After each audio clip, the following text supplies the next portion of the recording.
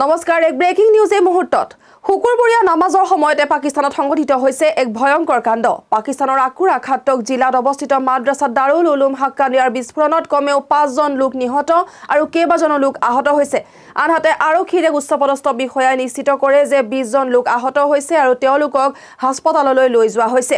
পাকিস্তানৰ champions trophy চলি থকাৰ মাজতে সংঘটিত হোৱা এই দুৰ্ঘটনাই আতংকিত কৰি তুলিছে পাকিস্তানৰ সৰ্বসাধাৰণক পবিত্ৰ ৰমজান মাহৰ প্ৰস্তুতি চলাই থকাৰ সময়তে এই বিস্ফোৰণ সংঘটিত হৈছে বিস্ফোৰণৰ পাছতে পাকিস্তানত হাহাকাৰ পৰিস্থিতিৰ সৃষ্টি হৈছে পুনৰবাৰ জনাব বিচাৰিছো পাকিস্তানত শুকুৰবৰীয়া নামাজৰ সময়তে সংঘটিত হৈছে এক ভয়ংকৰ কাণ্ড পাকিস্তানৰ আকুৰা খাটক জিলাত অৱস্থিত মাদ্ৰাছা দাৰুল উলুম হাক্কানিয়াৰ বিস্ফোৰণত কমেও 5জন লোক নিহত আৰু কেইবাজনো লোক আহত হৈছে আনহাতে আৰক্ষীৰ এক উচ্চপদস্থ বিষয়াই নিশ্চিত কৰে যে 20জন লোক আহত হৈছে আৰু তেওঁলোকক হাস্পতাললৈ লৈ যোৱা হৈছে পবিত্ৰ ৰমজান মাহৰ প্ৰস্তুতিৰ চলাই থকা সময়তে এই বিস্ফোৰণ সংঘটিত হৈছে এই বিস্ফোৰণৰ পাছতে পাকিস্তানত হাহাকাৰ পৰিস্থিতিৰ সৃষ্টি হৈছে